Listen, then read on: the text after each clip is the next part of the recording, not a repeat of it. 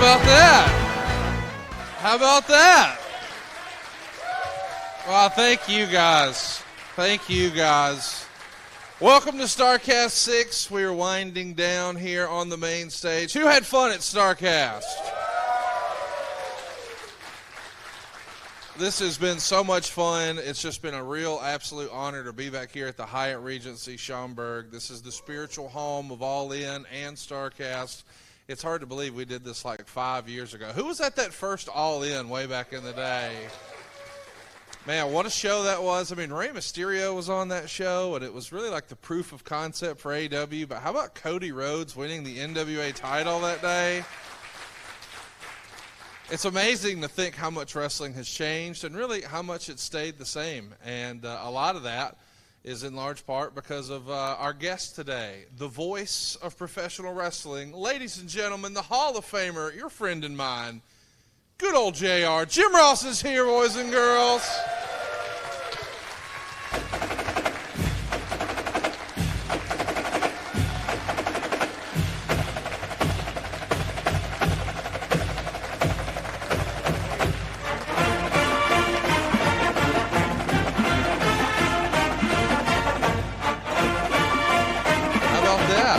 Hall of Famer himself to the Oklahoma theme. It's football season. We're ready. 73-0 is all. It won't be like that every week, I promise. But it's nice to see them start out better and play good defense. They tackle people. That was good. So what do you guys got on your mind? Conrad, what are we doing here? Jim, we're going to do what you and I like to do. We're going to throw the keys to our audience, let you guys ask JR some questions. But as you're looking for our man Cassio, just throw your hand up if you got a question for good old JR. But tonight, Jim, it's all about business. It's a big-time AEW pay-per-view at United Center. AEW always brings it on pay-per-view. What do you expect tonight, man? This interesting group of talent, it seems like when the chips are down and the pressure's on, the majority of them raise their game. And so I think that, and there are a lot of them that do that. It's just a natural instinct that they've been blessed with, that on the biggest nights of their professional lives, that they give us their very best works. It just only makes sense. And so that goes for all of us. So I'm looking forward to it. I was sitting there today waiting to start this, and I said, I got a show to do tonight. I forgot about that. I had to kind of get back to the reality of the day. So in any event, I don't know where I was, but rambling around. No, we're talking about what a big card this is. Oh, it is a hell of a card. It's a good wrestling card. Yes, sir. Now, I'm not going to tell you that because of time restraints, Wimbledon, things like that the build-up is ideal.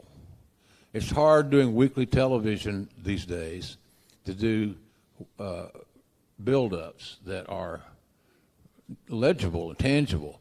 You know, it's hard. It's just hard to. You gotta be smart on how you look at the minute by minutes.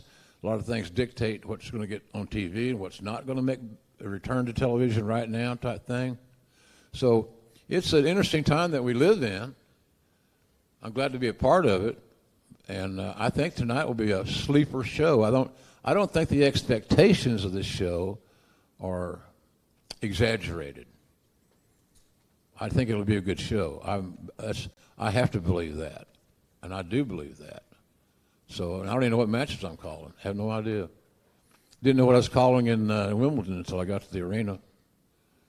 So didn't need to know. I told somebody, said, look, it's the same process. It's pro wrestling in different forms, different presentations, these different talents. So what you do is you watch your monitor. Don't let your eyes wander. Watch the monitor and describe what you see. Simple as that. Now, some of the younger announcers, they look at me like I'm crazy, but you got somewhere along the way you got to trust your instincts in everything you do. It's the way it is. That's how you're wired for your decisions. So I'm thinking tonight's going to be a sleeper show, and I'm excited about being a small part of it. Well, and what a show it's going to be. I mean, Orange Cassidy and Jon Moxley, that's going to be unbelievable. But I'm pretty fired up to see Takeshita and Kenny Omega. I mean, me too. I know you've got a soft spot. How about that? Yeah. This is not just a quote-unquote wrestling match. I mean, they've got a real story. I mean, there was a whole beatdown that happened in Jacksonville that you were there for and all that. Yeah, exactly. The only bad thing about doing that with that group right now is that you have to deal with Callas in some shape, form, or fashion. Yes. And he's a hell of a, he's easy to hate, right? So that must be a good trait for a villain, and he's a good one. He's a good villain, but you don't have to like him. He's a pain in the ass, but bottom line is that he's our pain in the ass. I think that'll be a good match, Conrad. I think we're going to see what this young Asian kid is really made of. What have you learned since you've been here? Because he was kind of, even though he'd been around a while, he was kind of green in the sense of big matches, big-time talent, big-time opponents, that type thing. So he's grown up a lot with us. So we'll have to see where he's at on the scale. Kenny will lead into a great match, and I think they'll have a great presentation. People, I didn't realize how good Omega was until I started working with him. I really didn't. When I would see little clips, he looked small. And it might have been because of who he was working with. But I said, well, he's solid as hell. This kid's, but I don't know. I need to see more. And so finally I saw more, and the more I saw Kenny Omega, the more I loved. He's got a great mind. He's hardworking. He works hurt. He's just a very special talent. And AEW is very lucky to have him, quite frankly. So hopefully this match will deliver everything it's supposed to, and I think that it will. You get guys that are proud, guys that have a lot of pride in what they do in their business, and Kenny's that guy. He's going to make sure that he carries his share of the water and gets it done. So that'll be good, Conrad. He'll be under the bright lights of pay-per-view in United Center against Big Game in Kenny Omega. I mean, what a big opportunity that is for Takeshita. But the other guy getting a big opportunity tonight is Ricky Starks against Bryan Danielson. Just announced last night on Collision. I think a lot of people agree Bryan Danielson is one of the best wrestlers of all time. Yeah. And now he's going to be wrestling Ricky Starks, probably the most high-profile match of Ricky Starks' career on pay-per-view. If I'm Ricky Starks, I got one idea. I'm going to expose the broken arm of Bryan Danielson. That's what I'm going to do. Any way I can. There's a zillion ways to attack an arm. I'd like to see some of those at play tonight if Ricky Starks has any hope of winning. If Bryan is healthy, he's a clear-cut favorite. But this arm is a serious deal. And he just got released. I think I saw that today. Yesterday, released for tonight. So it's not like he's had a lot of time to heal. I feel leery about that deal. And I think if Ricky Starks wins, it should make headlines. And that's what he's shooting for, right? Absolutely. We'll see what happens tonight on pay-per-view. I think we got a question here.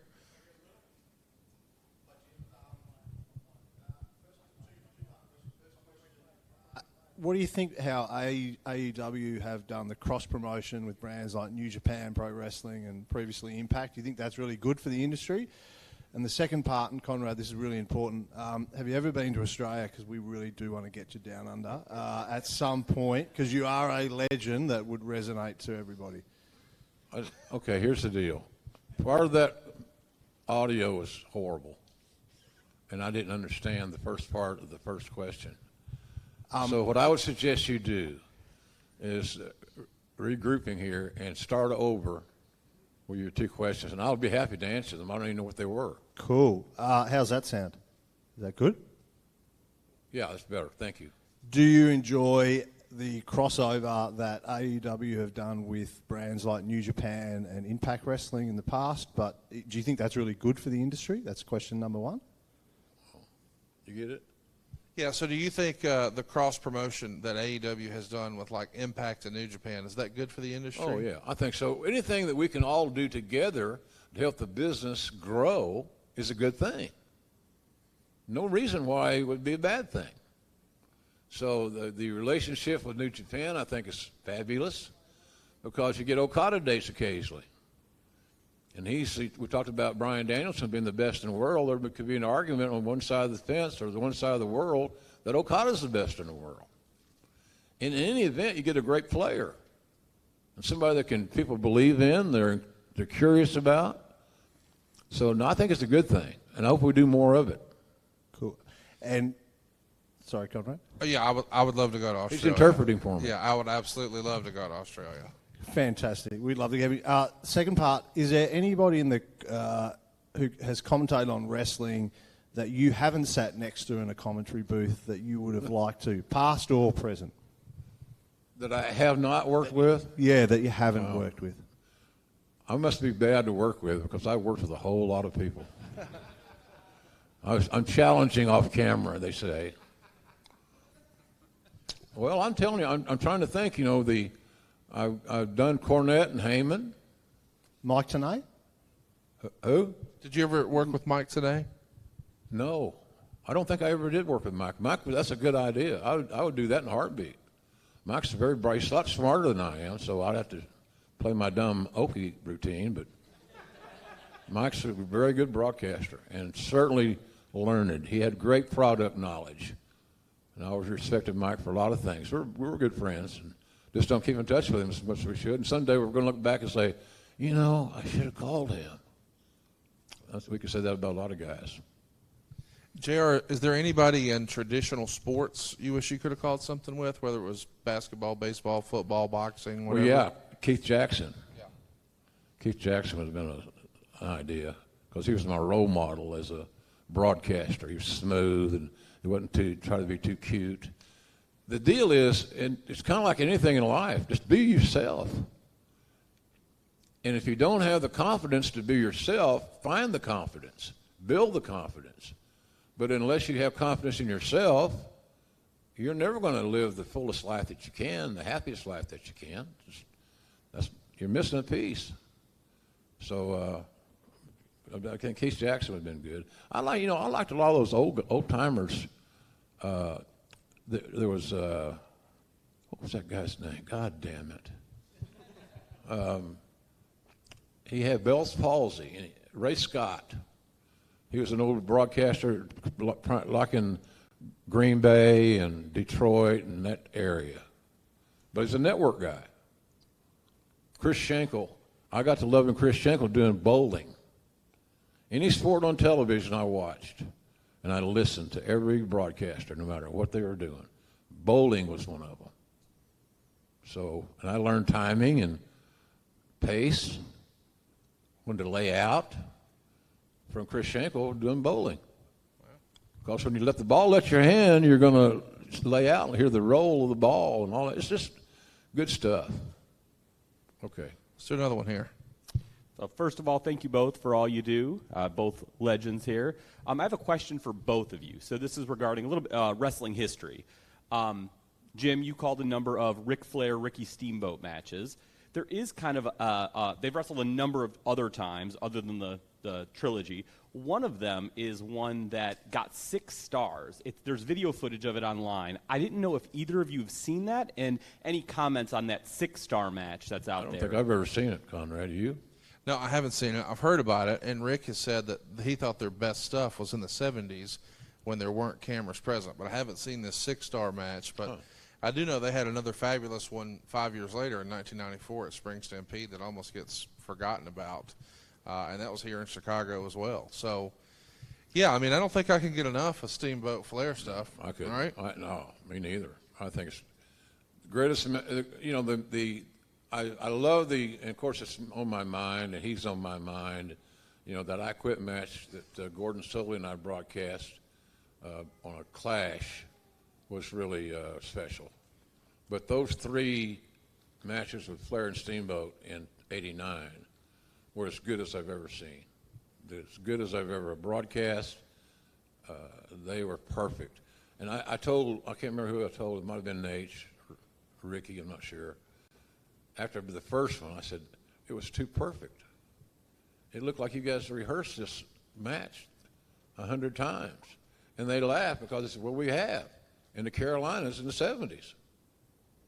So they had their act down, man. And they didn't spend all day going over it.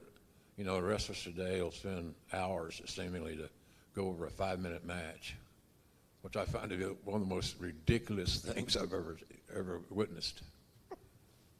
Just really, come on. Beginning, a middle, and an end. See you later. And it's just changed. A lot of things have changed. But Flair and Steamboat's, my point to this is Flair and Steamboat's matches in '89 that we're talking about are timeless. If you're a pro wrestler and you want to learn things, watch those matches. Figure out why they just did what they did. Figure out where their body was and they made this contact and why that worked well and all that good stuff. They're just two magicians and two artisans. They're great, absolutely great. So those are the best, and that's a long career because next year for me will be 50 years in this stuff. So when Flair and Steamboat stick out that much, and that happened in '89, it must have been pretty special. Jim, I want to ask you about that I Quit match. You mentioned the Terry Funk match from Clash of the Champions, New York Knockout. It was in Troy, New York, late '89, yep. and it was cold up there. I remember that. It was an interesting year for Ricky or for Terry Funk. You know, he comes back in May of '89, the same month that Roadhouse with Patrick Swayze comes out. Pile drives Flair on the table, and they're off to the races. And at the time, that I Quit match was supposed to be yet another Terry Funk retirement. We know he would come back later, but that match not only is one of our favorite Terry Funk matches, but it has one of your favorite calls from Gordon Soley, right? Yeah, I quit. 5 letters, 2 words. Yeah. I quit. Yeah. You know, I was criticized internally when I had a little bit of autonomy at that time and was considered the first team announcer, which I took a lot of pride in. And so I think it was Jim Hurd, asked me who I wanted to work with. Whoever was in charge that week, who do you want to work with? And I told them, I said, you know what, I think I want to work with Soley this time. And they tried to talk me out of it. They didn't want to piss me off. I didn't work with whoever they wanted me to. Didn't care. But I thought, Gordon had never done a live clash, to my knowledge. I knew he was on his way out. His drinking had not decreased. And when you got to work your entire production day around his drinking, and we did, and I did, it's not fair to everybody else, really. So we knew that his days would come and go, like all of us. And I thought he deserved it. I'll cover for his ass, I promise you. And the product in the ring is going to carry us tonight. And it did. So that was a fun thing. I remember that. The thing about Gordon was just like, you know, you kind of had to keep your eye on him during the daytime. He's one of those day drinkers. Both those are dangerous now, I'm telling you. So anyhow, but I love working with him. He got one more bow. He got the literal standing ovation in my eyes because he was suffering and going through.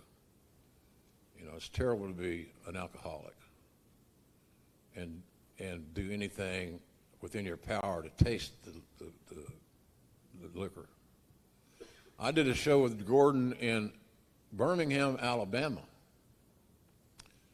It's two Saturday night episodes. They're 2 hours each. And he said, I can't make it.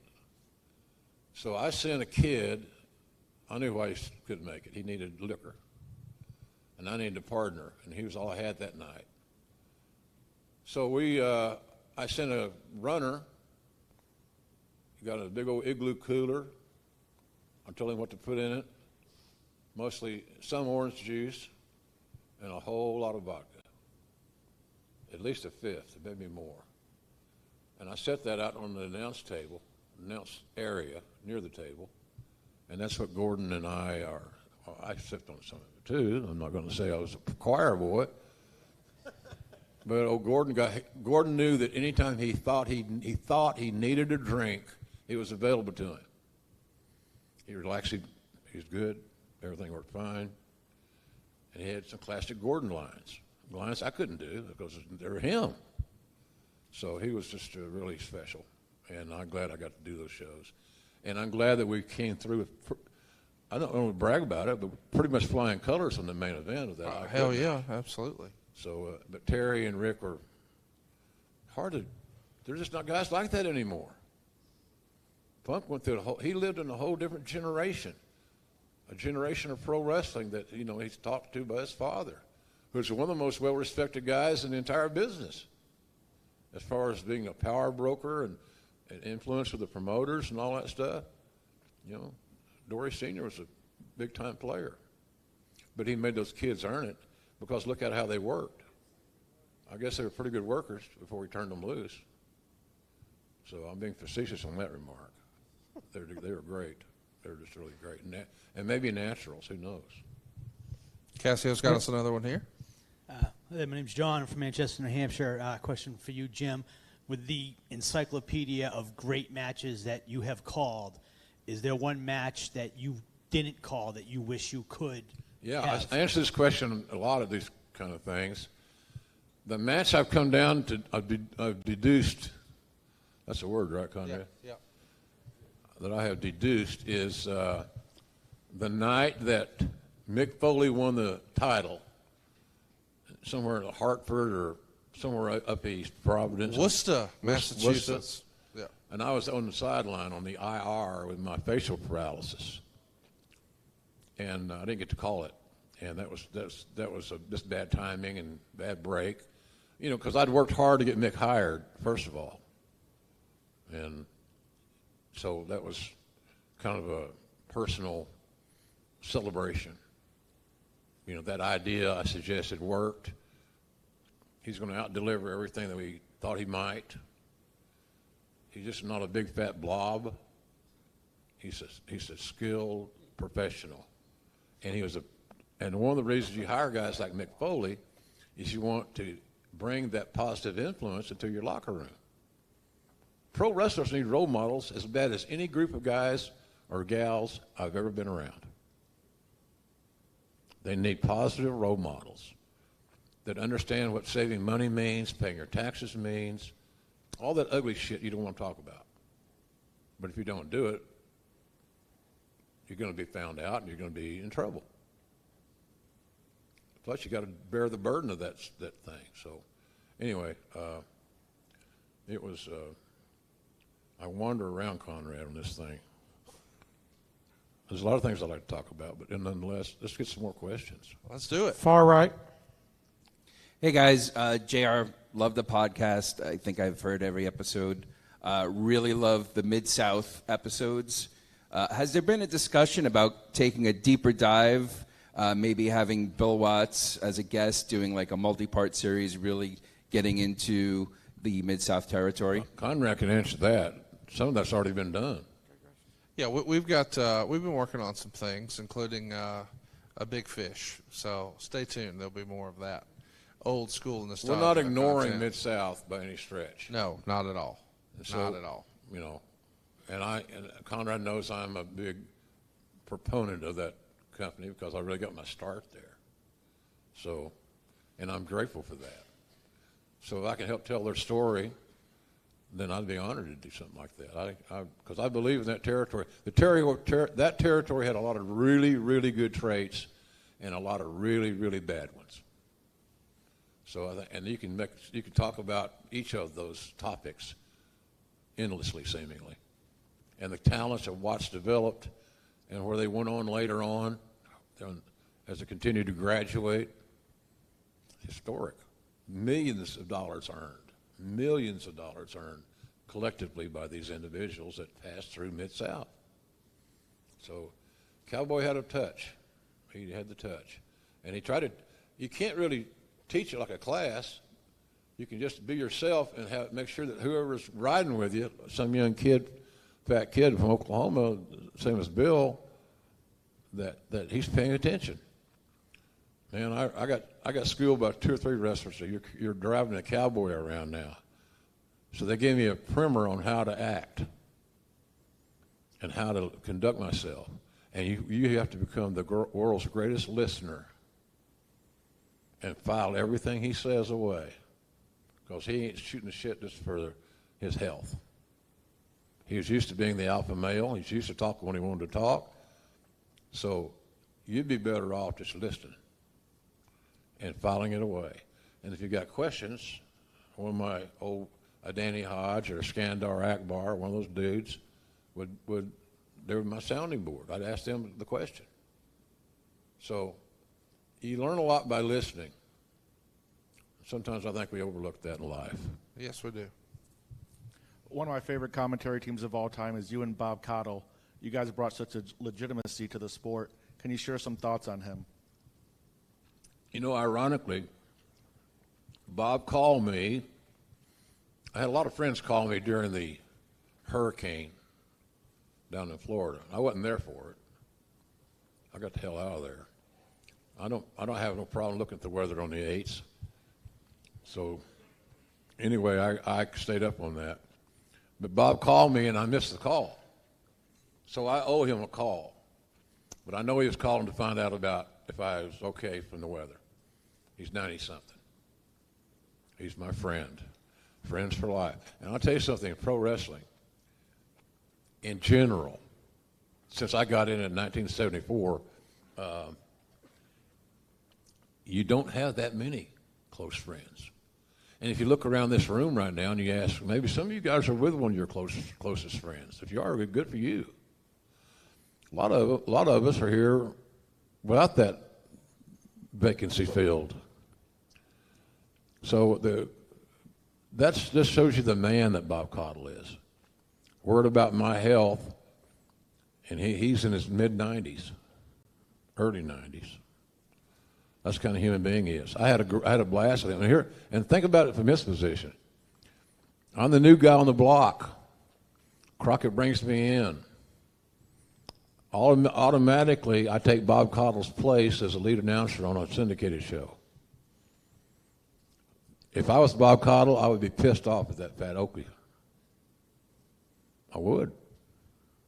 I'm not running from the, I'm not saying I agree with it, but that's how I would react. I'd be competitive and combative and angry. Negative, negative, negative. And Bob welcomed me like a family member. And he just was the most wonderful human being in pro wrestling. I say this all the time. The guys that I look back on, Monsoon and Bob Caudle were 2 of the greatest people I ever met, no matter what they did for a living. So I was blessed there, lucky there. But Bob Caudle's a good man. I love him. You wouldn't believe the questions he answered for me, and why did they do this? Why did they say that? And so then all of a sudden, Bob in my show started getting better ratings than the other show. Boy, that caused a little eyebrow raising. Then I find myself on TBS, which is another eyebrow raiser. And then, Bob Caudle's on TBS too. It's just funny how it all starts sticking together. But he was a wonderful guy, and I owe him a phone call, and that will be made. I promise. Far left up front. Hey, JR. So you may not be the head of talent relations for AEW, but you have seen lots of the talents from the beginning since you've been around since the start. Are there any talents that since they joined, maybe in that first year or the second year, that have really impressed you by how far they've come up the card or as a performer or their work ethic? Who has impressed you the most since they joined, maybe within an AEW? Darby Allin would be one answer. I'm a big Darby Allin fan.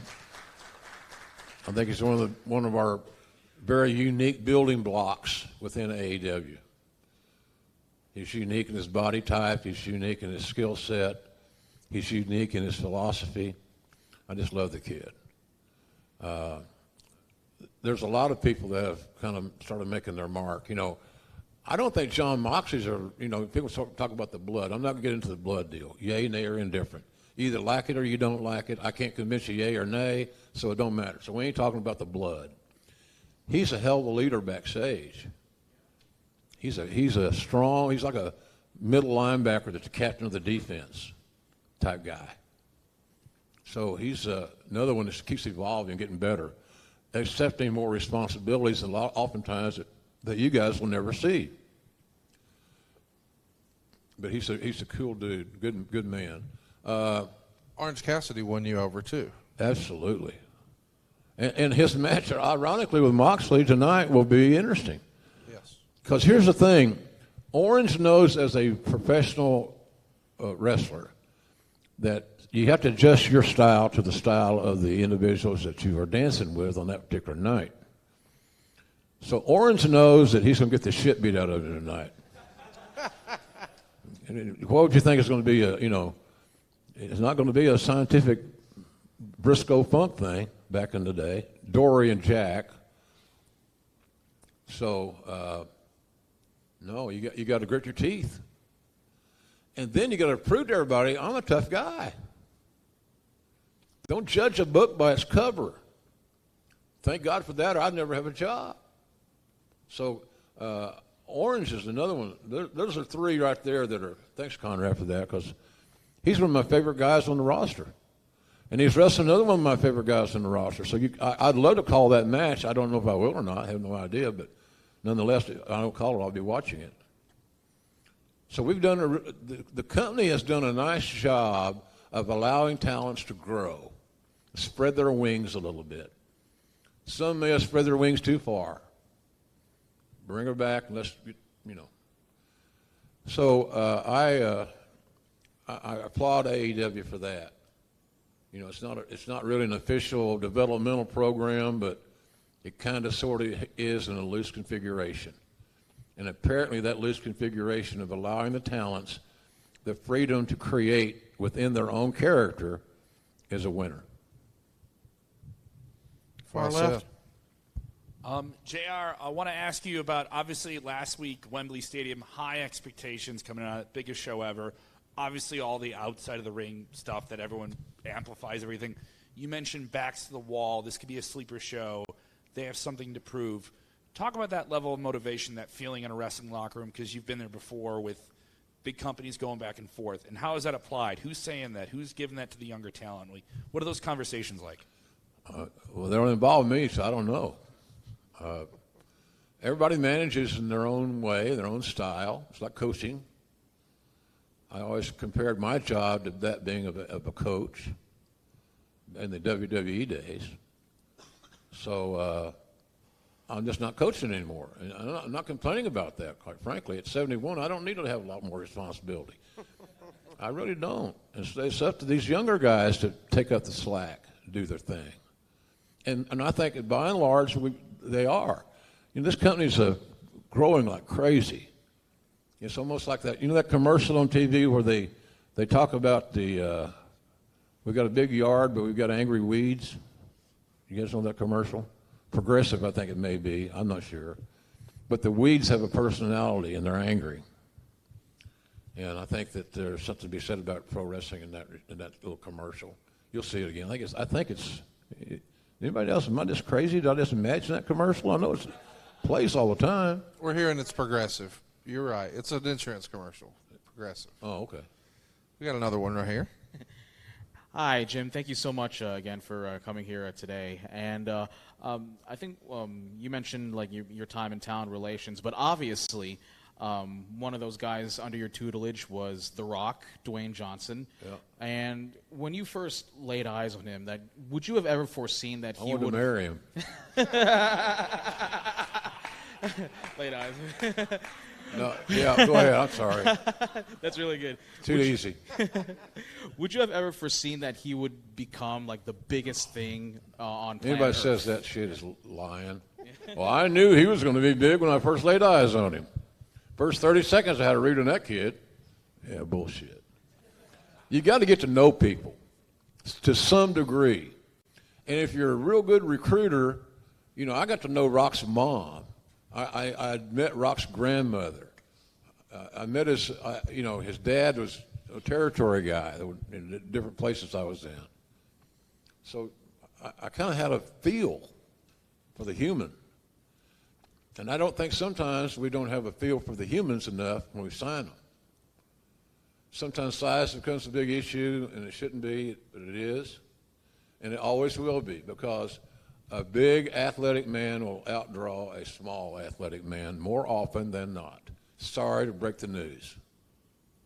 Sorry to break the news. And these kids but that doesn't mean that the smaller guys don't have a place in the main events. Of course they do. But you're gonna build your foundation on a smaller guy. Some people do, some people don't. To me, it depends on the talent. How good are you? I don't need to know your measurables. I just need to be able to sell it on TV. You can punt a ball 40 yards or at 40 yards a try. You ain't got to kick the ball at once. I'm going to make them believe that. And hopefully we'll all get our job done. So it's a strange piece of business here, Connie. You know, how the perception of people and how they're perceived nowadays. It's different because social media has changed the whole game. And sometimes that's not a great thing. Let's do another one here. Jim, firstly, thank you for all your contributions and work to wrestling over the years. One of the things about AEW, when I first found out about it and drew me to wrestling, was hearing you had come on board and signed onto the commentary team. Can you talk a little bit about the pitch or how AEW was presented to you to make it compelling for you to come to the desk and be part of the announce team? How it was described, this new upstart company? What was the thing that just made it sound so interesting? So he's wanting to know, you know, when Tony first pitched you the idea of AEW, what was it about Tony's presentation and his imagination of what AEW was that made you... Enthusiasm. His enthusiasm is infectious, and it never changes to any degree, which I admire him for that, because he's been embattled and challenged, and unnecessarily so. He doesn't deserve it. He's paying everybody a good wage to work for this company, and more of us should be thankful for that. It sure as hell beats the unemployment line, shall we say. I'm not as in dire straits as some of the young guys with families and mortgages. My family's grown. They've left the nest. I don't have any mortgages. Sorry, Conrad, but if I do, it'll be from you. I appreciate that. Thank you, sir. So, you know, gosh, I don't know, Conrad. I'm lost. Well, I do think it's interesting because you're in a unique perspective of working through the territory days, working with the Crockett's, working with Turner, working with Vince, and now working with Tony Khan. Right. And, of course, the business has continued to evolve through that. It's come up a lot, you know, with your pedigree as running talent relations. Do you think the approach to talent relations has just continued to evolve? Like, I know the way Bill Watts would have handled talent was probably different than how Ted Turner's organization did, probably different from how Vince did, and now here we are with Tony Khan. Has it just continued to evolve? Everybody wants to put their own fingerprints on their team. Don't look at this roster as anything other than a team. Simple as look at, and that'll answer a lot of your questions. Well, what would I do if this happened? Okay, if you're putting it into a team perspective, the answers become very easy. They really do.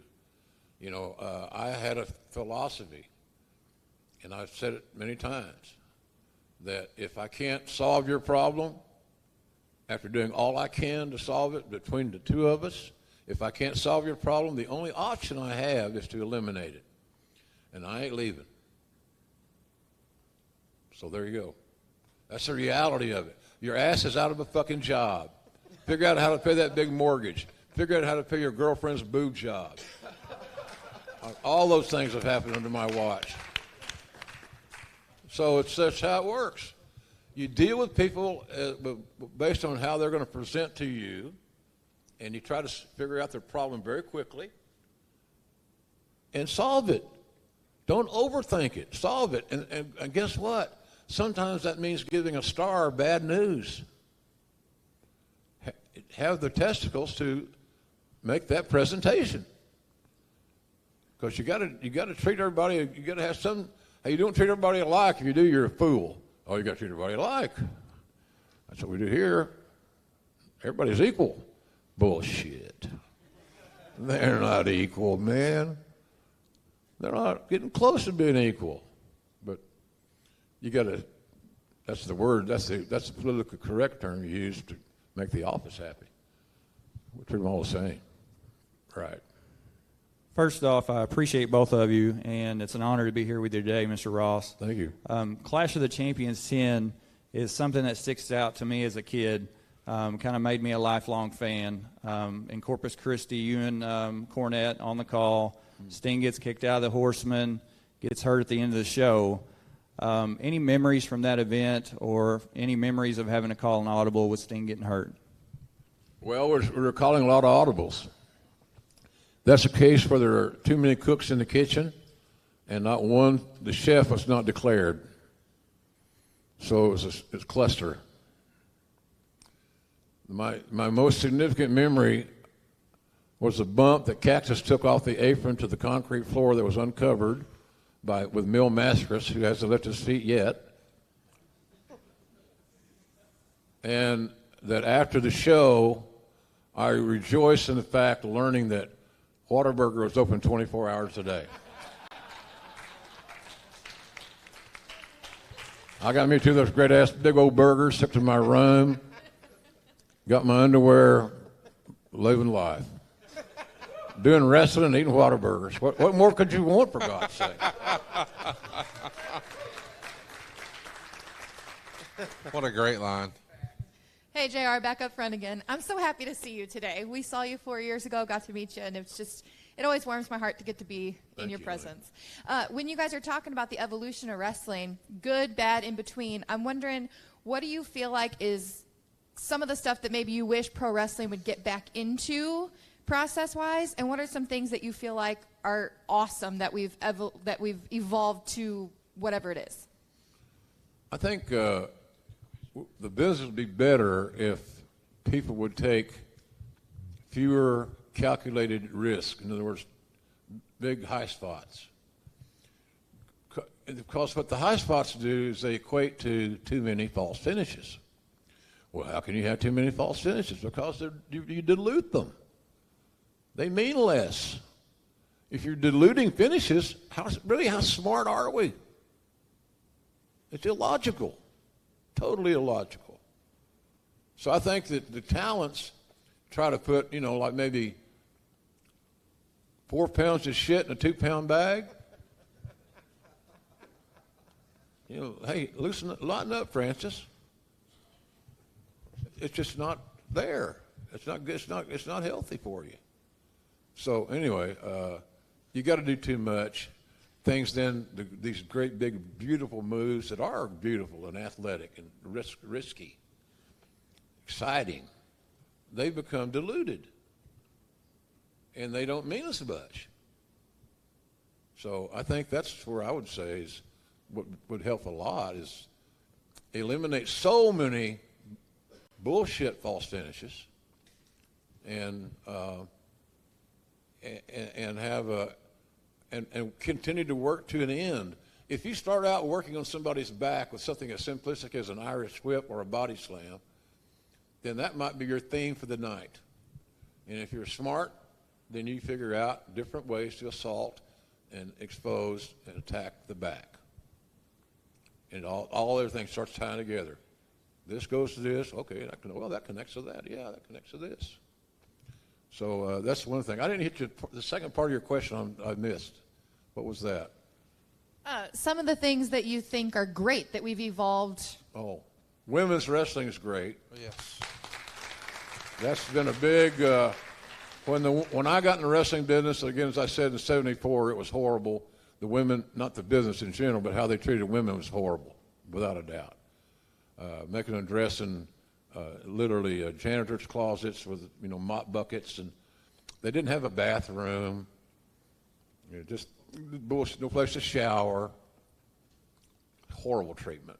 It wouldn't last a day. A company would be shut down for something like that, and probably rightfully so. So nonetheless, that's the evolution of women's wrestling, and how they're treated, and how they're paid. Don't let any of these people in wrestling bullshit you. When they say it's not about the money, I just love it. I just love it. Would you do it for nothing? Well, not really. When I say it's not about the money, it's all about the money. Why shouldn't it be? That's not a sin. I'm in wrestling. I want to be known as a pro wrestler. I don't care if I make any money. Boy, you're a dumbass. I wouldn't hire you for my company for nothing. Because you get what you pay for, right? Well, there you go. Another case of there you are. So, you was head of talent relations, right? Would you have done what they just did this weekend? You have people that come out here that spend $4,000 and come travel, and would you have done that, or you would have wait till next weekend to do that? Respectfully, there's no way JR can answer that. I don't even here's one reason I can't answer it. I couldn't hear you. I'm sorry about that, but what was it in a nutshell? What is it, Casio? He wanted to know, would you have handled the CM Punk thing the way it was handled this weekend? I don't have any idea. I don't know all the facts. Neither do you. Bottom line is that it happens. The show must go on, folks. And that's up to these young men and women tonight to get in a huddle and give each other their support and bust their ass for the greatest show that people never expected. Yes. I think you're right, Jim. I think they're aiming to exceed expectations tonight, for sure. We got another question here. So this could be, I guess, for both of you guys. Going into 2020, it felt like AEW had that really fresh momentum, and then the pandemic happens. If at all, do you think that changed the direction of AEW and how quickly they got hot? I think injuries changed the direction of AEW. Injuries and illness, that type thing that you can't control. Well, you can't control any injury. You can't. It's just impossible. So, obviously, to any business, ask any business person that you know, did the pandemic affect your business? And 9 out of 10 of them are going to say, hell yeah. I heard a commercial on the radio going to the airport Saturday morning saying that the government's got money for people that kept their employees hired and paid during the pandemic, and they're getting some money back or something. That's a smart move. It is. At least you got some new money in the circulation. There's nothing like new money, huh, Conrad? Everybody likes new money. Roll Tide. Yeah, I mean, I got to think the pandemic slowed a lot of the momentum down. I mean, just because they were so hot, and then nobody saw it coming. And to go from, loud, crazy fans to no fans, I mean, I even wonder, did that delay the debut of CM Punk? It feels like it had to. Like, you wouldn't want to debut him in front of no fans. I felt bad when they had the big Matt Hardy and the big Brody Lee debut, but there's no fans. Like, if the pandemic wouldn't have happened, then Brody would have gotten his big debut in Rochester, New York, his hometown. Man, that place would have been electric. And imagine if they could have did that for Matt Hardy in Charlotte, but instead it's on a soundstage in Jacksonville. It's not the same. So they were doing their best to make chicken salad, and a lot of great things came out of the pandemic, I think. I mean, Roman Reigns evolved, and there was a lot of good progress in wrestling, but overall it had to stifle the momentum of a startup. But as JR said, with injuries and suspensions and other things, man, there's been they've had to overcome quite a bit. And the idea that they still put together the card they did tonight, I think, should be commended. Like, Omega and Takeshita should be a main event anywhere in the world. And Moxley and Orange Cassidy. And now, I didn't see this coming, Danielson, Starks. Like, There's a lot of really fun stuff. And, oh, by the way, the Young Bucks are on the show, and FTR. I don't feel good about that Daniel Bryanson starting back tonight. Not at all. Seems rushed. I don't think I guess he's healthy, or they wouldn't clear him. But there's a difference in being healthy and being an accountant, and healthy and being a wrestler. Well, there's that. Well, you know. Yeah, Mr. Ross, I'm a longtime Memphis wrestling fan and a collector of Smoky Mountain Wrestling, and I wondered if you ever had the chance to work with Lance Russell. Sure, many times. Yeah, great. Do you have any good stories? He's a good man. Straight arrow, salt of the earth, much like Bob Caudle, much like Gorilla Monsoon. He is a man of character. He's raised in a generation where yes, sir, and no, sir still meant something. And we're not there right now in the general populace, in my opinion. But Lance is a great guy. Here's another reason. Here shows you how unselfish a guy was. It didn't have to be. When I got cast to do the role of Lance Russell in the Jim Carrey movie that Lawler was in, what the hell's the name of that? Man on the Moon. Man on the Moon, yeah. Sorry. I like that music. They got a great soundtrack. Well, those guys from REM were big fans. I was doing a radio show in Atlanta one time, and they came in to do an interview in another part of the studio, and I thought Michael Stipe was going to have an orgasm. What a wrestling fan. I mean, I couldn't believe. You know, I thought it was like on those windows like on that I enjoy on SVU. You can't see me, idiot. You know, it doesn't work. So anyway, where was I, Conrad? I was answering the question about something. It was good. I was on a roll. What was Being it? cast as Lance Russell. What? Oh, Lance. Yeah. So we're doing that movie, and Lance had his wife out there, Audrey. What a beautiful lady. I have my little late wife, Jan, with me. I know I didn't make any money that week because Jan was with me. And I lost any sleep over it. So I look around this set, and there's, Jim Carrey remained in character the whole movie. The whole movie. It was so annoying. Really. Hey, when you're making that many millions, and you're the boss of that set, so to speak, he can do whatever he wants. And he did. He threw water on Lawler, and Lawler got pissed off and was going to fight him. So anyway, I just talked to Lawler the other day. After he did his big appearance on Raw with his gray beard, boy, did I bust his ass on that deal. Oh, but he's feeling a little better. He's more concerned about his voice not being strong. But once he gets back on his feet, we're going to do a little tour of autograph places. Hell yeah. Love to hear that. A Q&A, after everything that's happened in his life and my life in the last 3 or 4 years, a Q&A should be compelling. Yes, no doubt. It should be really good. So, no doubt. Anyhow. Right here in the center. Hi, Jim. This is probably a tough question. What are your thoughts on the night Owen Hart died, what you were there, and what was going on in real time, and should they have stopped the show? Okay, pull your mouth away from the microphone. Do you think they should have stopped the show for Owen? Oh, God. When did that happen? 1999? Yep. Yeah. What year is this? 2023. Yeah, I thought.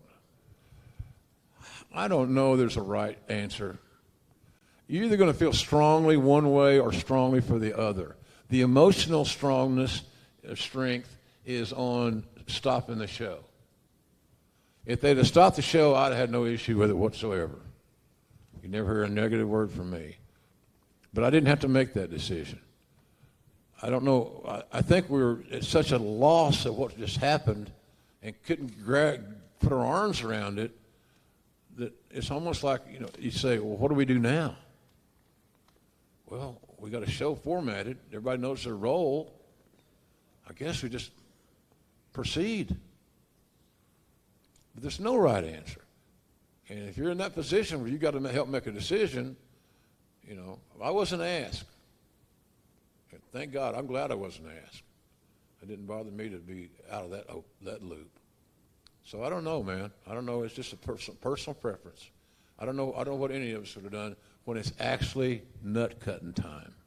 Not bullshit, not a Q&A, but where you're there and you got to do it. That's tough. So McMahon had to make some tough decisions, and neither would have been popular. So I don't know. I don't know what the answer is. Center right. Oh, yes, if you could choose one wrestler, past or present, to start a wrestling company with, who would that be? And then secondly, if you could just choose a wrestler currently to start a wrestling company with, who would that be? I don't know if there's one today that I could pick out of the herd. Now, hopefully there will be soon, sooner than later. Somebody that's the reigning star. If I knew what I know now, then I'd pick Stone Cold. Why wouldn't he pick the guy that sold the most tickets, the most pay-per-views, the most merch? I mean, how smart do we got to be? Do we not outsmart ourselves in that? Well, his arm drags weren't very sound. He held his hands funny on a headlock. Okay. But based on numbers, Austin's my guy. Or Rock. Two guys I signed that I helped in their career. I'm partial and I'm biased. But I look at just trace the evidence.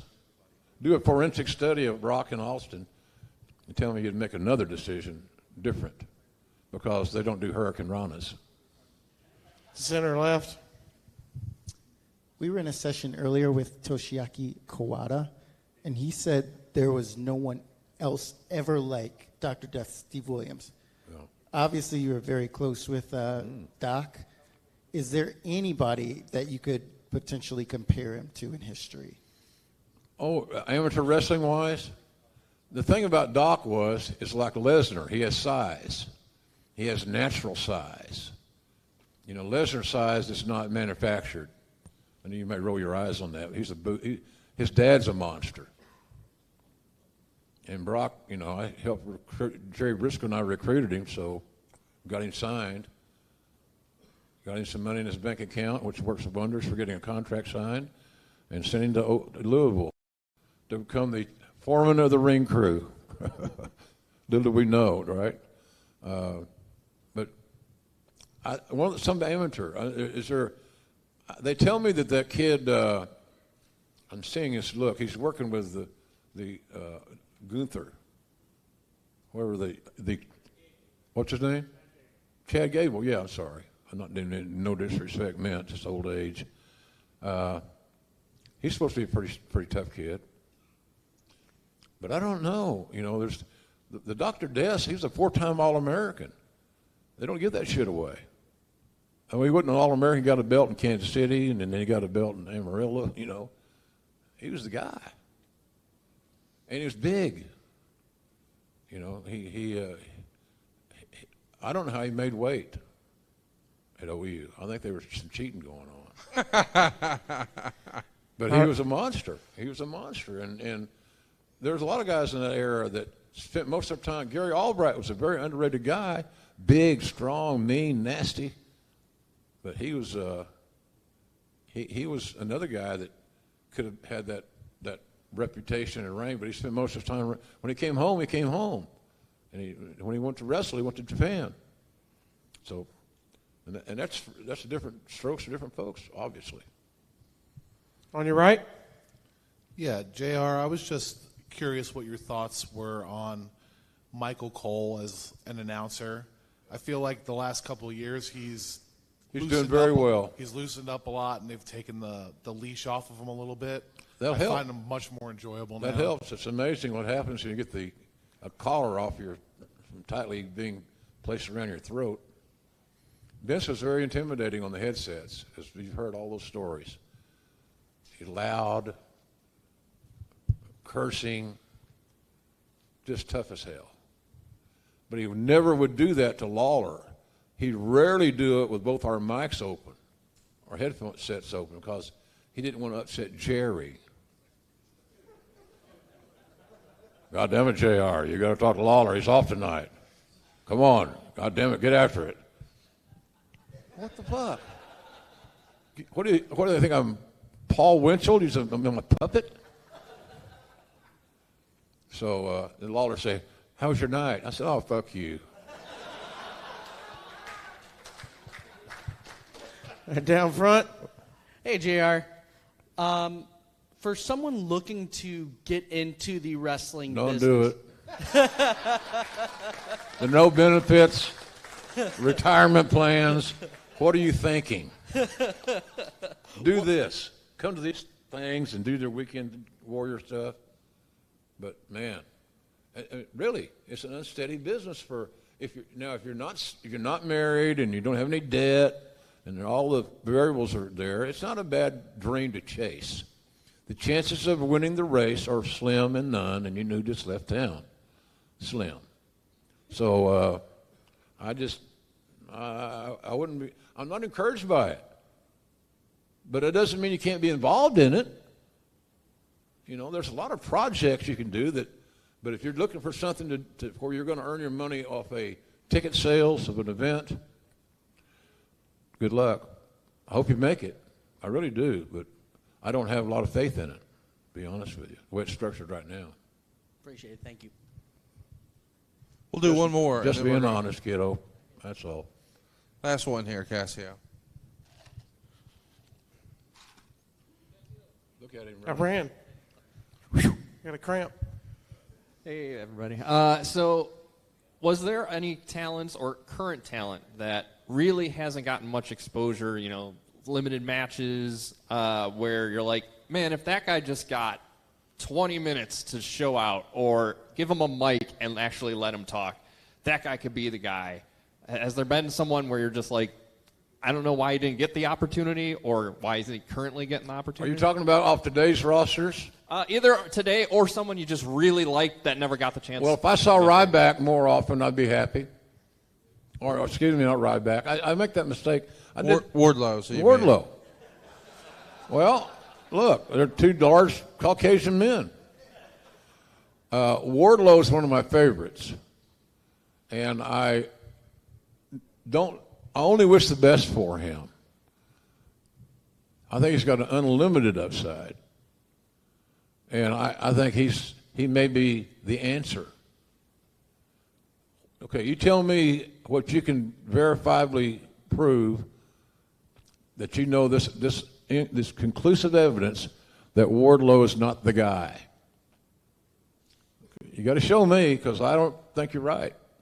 And maybe he gets the opportunity. They call his number. He's going to run his plays, and here he goes. I believe he'll succeed, big time. He's a bright kid. He's a sensitive guy. He gives a shit. He's a freaky athlete, and he wants it. So if I'm in that role, and I'm not, and I never will be, and I'm not complaining about it, I'd say getting suited up, let's go. Let's see what we got. So I'm a Wardlow mark. And, Ryback's not such a bad guy either. He's just a little crazy, but. Jim, we've heard news that we thought we would never hear, that WWE is going to do this merger with UFC, create a new company, Endeavor's the new parent company. So for the first time as long as you've known him, Vince McMahon is about to have a boss. And we've heard he's had this major spine surgery, and we've heard there's some potential federal stuff coming. It looks like the end of Vince McMahon driving WWE and being the driving force could be coming to an end. And if that's real, perhaps it not being with a McMahon would be a whole new world for wrestling fans and people who run the industry. What do you expect the next step of WWE's evolution to look like? I think it's going to be very goal-oriented. I think they're going to have measurable, documentable goals for their company. Ratings, incomes, various sources of incomes. They got all these different money streams, and as you're a good manager, you want all those different money streams to increase. So the measurables will be staunchly watched, and they'll be those making the creative decisions will be under great scrutiny, because Big Brother's watching, as it should be. Hey, some of those cats are getting paid a lot of cash, I'm told. Do you think perhaps Endeavor running WWE as an even more corporate entity winds up as a net positive for AEW? I hope it does. Yeah. I hope it does, because AEW is going to be a little looser, maybe. Is that a good word? Or Yeah. Not quite as structured. Tony's got a good grasp for that. Tony Khan, Shaka Khan, all that. And I wasn't talking about Shivani, God bless him. And Shivani every week I see him, he looks like somebody's old uncle that lives alone and wears his house shoes all the time and never gets his jackets altered. His fucking sleeves would fit Andre. But I love him. We've been around together a long time, man. That's the great thing about coming to work. You get to see all the fans when you can, like this, and you get to see your buddies on the team. And tonight the team's got to play, and tonight I got to help them out a little bit. So I thank you for being here. Conrad, can we go now? Let's do it, boys and girls, ladies and gentlemen. Jim Ross. Thank you. Thanks for coming, everybody. I appreciate you.